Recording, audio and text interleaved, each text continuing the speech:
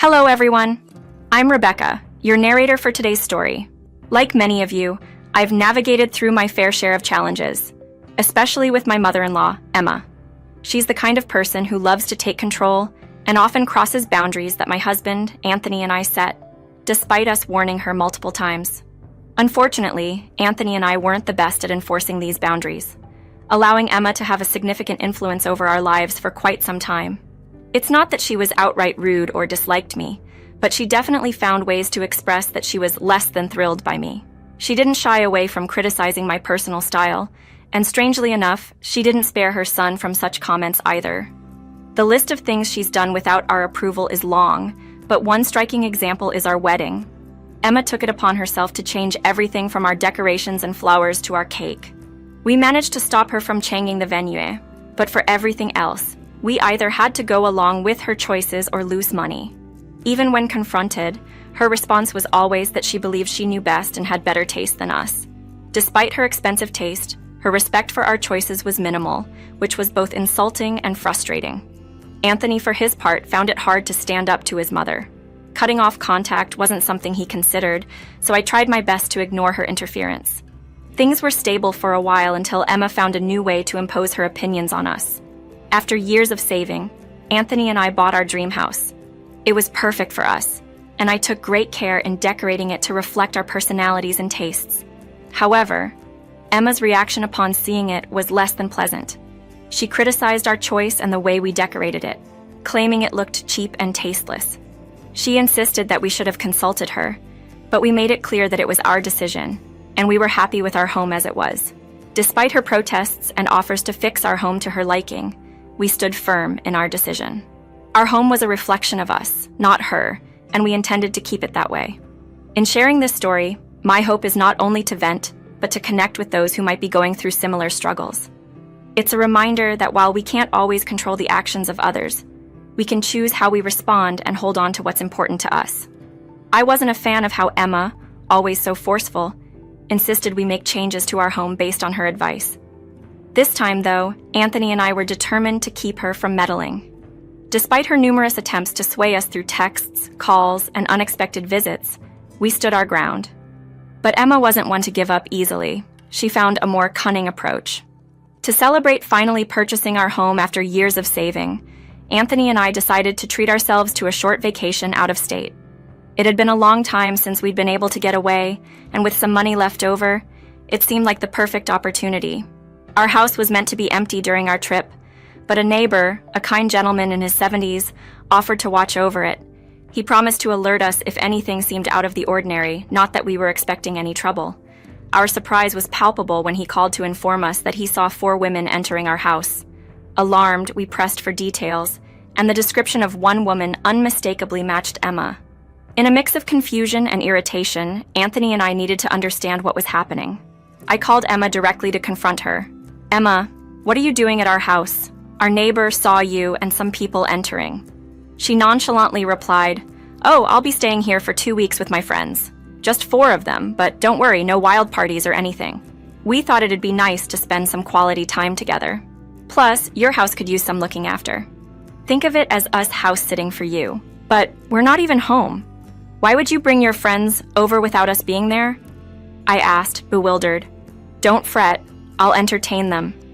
And with the recent break-ins around your neighborhood, consider this as us keeping your place secure. It's better this way, especially considering all the valuables you and Anthony have. We wouldn't want anything to go missing now, would we?" Emma reasoned.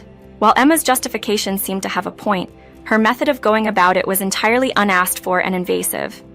It highlighted yet another instance of her crossing boundaries, albeit under the guise of concern and security for our new home.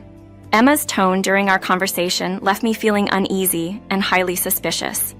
Her casual mention of house-sitting seemed a bit too convenient, as if she had orchestrated this visit well in advance. The fact that she arrived with friends unannounced, knowing well that we weren't home, raised several red flags for me. It appeared she had used her key to gain entry into our home, and I shuddered to think what would have happened had our neighbor not noticed and informed us immediately. I was grateful for his vigilance, yet I couldn't help but feel my gratitude was premature, as something unsettling loomed in my thoughts. I shared my concerns with Anthony, expressing how uncomfortable it made me that Emma was bringing strangers into our home. It just didn't sit right with me, and I struggled to understand her motives. Anthony seemed to take it in stride, believing it to be fortunate that someone was looking after our home, which might deter burglaries. But my worries extended beyond potential theft. Emma's history of overstepping boundaries was well documented in our experiences with her, and this felt like another glaring example. Anthony tried to reassure me, suggesting that we address the issue with Emma once we returned home. He acknowledged that his reluctance to confront his mother had to end, especially given her recent actions. Understanding his difficulty, given that Emma had raised him alone, I still felt anxious, not fully appeased by Anthony's resolve. Our neighbor's call the next day intensified my anxiety. He inquired if we were still on vacation, to which I explained Emma and her friend's presence at our house under the guise of keeping it safe. His next words stopped us cold.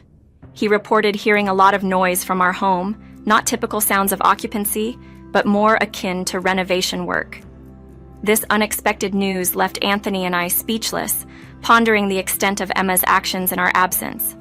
The situation was becoming more alarming by the minute, challenging our initial perceptions and forcing us to confront the reality of what we might find upon our return.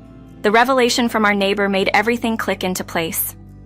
Emma, my mother-in-law, had been vocal about her disdain for my home decorating skills, deeming them tasteless and insisting on her superior guidance to beautify our home. Her sudden cessation of complaints following the news of our brief getaway now resonated with ominous clarity. Anthony speculated on the nature of the noises, wondering if perhaps there was a misunderstanding, but the neighbor's observations of interior decoration deliveries and the sight of Emma and her friends actively participating in these changes dispelled any doubts. It turned out one of Emma's companions was a known interior decorator, a detail that only solidified our suspicions. The thought of Emma taking it upon herself to overhaul our home's interior without our consent was heart-wrenching. Both Anthony and I were in a state of disbelief and panic, grappling with the reality of her unwelcome intrusions. Expressing our gratitude to the neighbor for his vigilance, we clarified that Emma's actions were unauthorized, underscoring the gravity of the situation. Overwhelmed by frustration and the urgent need to intervene, I declared the vacation over, unable to enjoy a moment more under the weight of this betrayal. Anthony shared in my distress, apologizing for his mother's unbridled actions, baffled by her decision to involve friends in this unwarranted project. Faced with no other option to halt Emma's endeavors before more damage was done, I contemplated involving the authorities. However, the thought of calling the police on Emma was distressing for Anthony. The necessity of the situation outweighed our reservations. With Anthony's reluctant consent, I proceeded to request a welfare check from the police, citing the ongoing, unexplained disturbances at our home as reported by our neighbor. This decisive action, though drastic, felt like the only viable step to safeguard our home from further unsanctioned alterations. When I called the police, I withheld my suspicions but mentioned that my mother-in-law and some guests were staying at our house. Given the recent spike in burglaries, the police took my concern seriously and conducted a welfare check. The feedback from the officers was nothing short of shocking. They reported back that our home was in chaos, with ongoing demolition causing dust and damage everywhere. My carefully chosen decorations were mishandled or missing, a testament to the disregard for our belongings.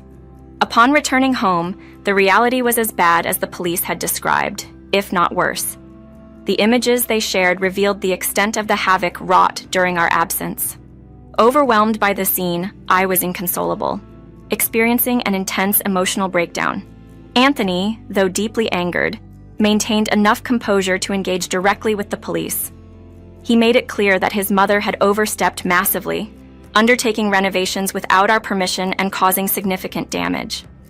The officers on site sympathized with our plight, acknowledging the financial and emotional toll of the unauthorized alterations. Faced with the choice of pressing charges for the destruction of property, Anthony and I agreed. We wanted to hold Emma accountable for her actions. The police were supportive, offering to initiate the legal process on our behalf and promising to provide further documentation of the damage. In the meantime, we arranged for my sister to watch over the house until we could return. Anthony took charge, ensuring that his mother faced consequences for her recklessness. Despite my state of distress, hurling every curse I could think of at Emma, Anthony managed the situation with a level of calm and decisiveness that was nothing short of heroic.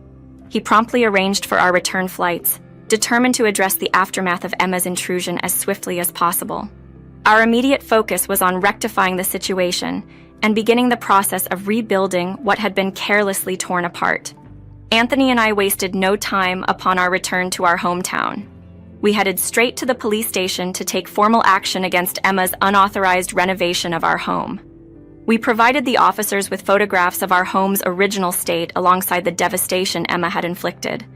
The officers, visibly appalled by the extent of the damage, suggested we pursue legal action for the havoc wreaked.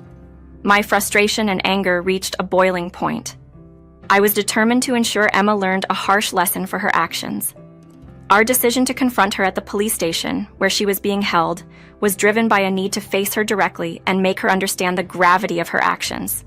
Upon seeing us, Emma's response was one of feigned innocence and confusion, questioning the reason for her incarceration as if unaware of the chaos she had caused. Her lack of remorse and continued insistence that she was merely helping us by imposing her taste on our home was infuriating.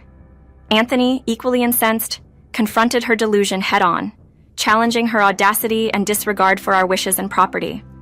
Emma's defense was steeped in entitlement, asserting that her intentions were to enhance our home, oblivious to the personal and financial turmoil she had caused.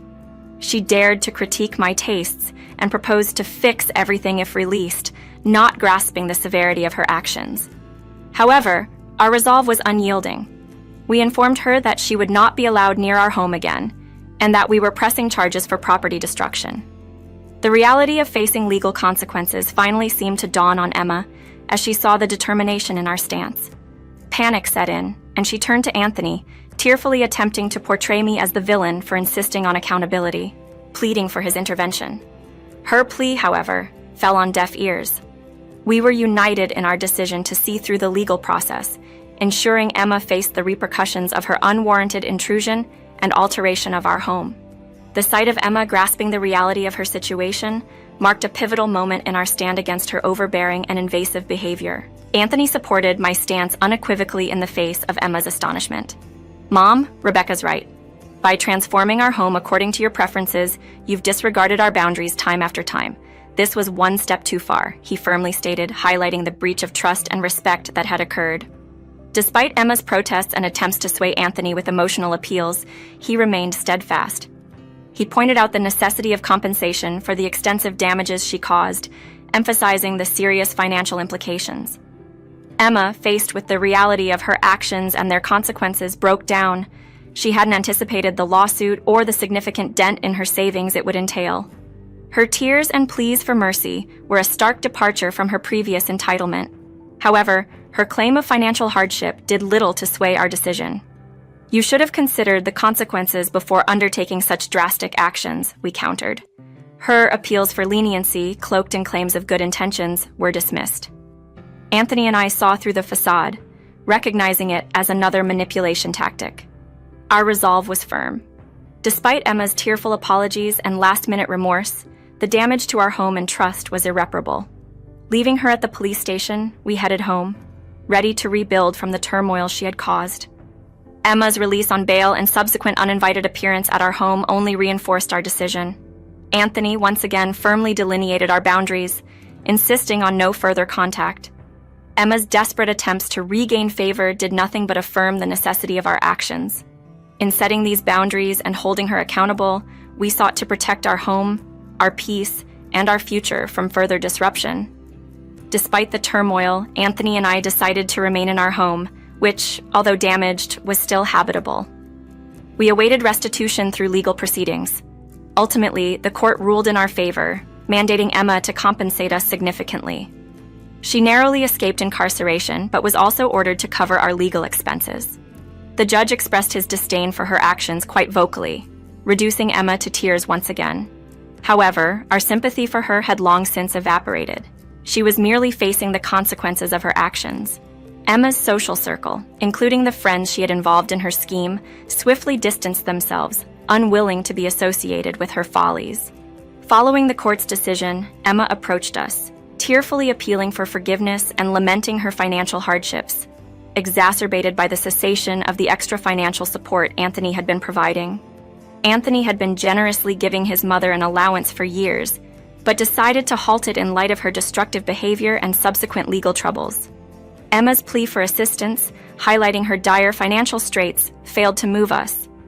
Anthony, firm in his resolve, emphasized the importance of facing the repercussions of one's actions, highlighting that her entitlement had necessitated this harsh lesson. Emma's suggestion of moving into our guest room as a means to reconcile and perhaps regain financial stability was met with an unequivocal refusal. Anthony made it clear that she was no longer welcome in our home or lives, signaling a period of no contact to allow us to heal and reassess her place in our lives, if any. Emma's reaction to Anthony's stance was one of disbelief and desperation, culminating in a poignant scene on our doorstep. However, having witnessed her manipulative tactics firsthand, we were unmoved by her tears and remained steadfast in our decision to sever ties. In the months that followed, we experienced a newfound peace. The absence of Emma's judgmental presence allowed both Anthony and I to embrace a more carefree and positive outlook on life. This ordeal has prompted us to contemplate maintaining this distance permanently, hopeful for a future free of turmoil and interference. As we navigate this journey, we seek support and understanding, hopeful that this decision will lead to the fulfilling life we've always envisioned.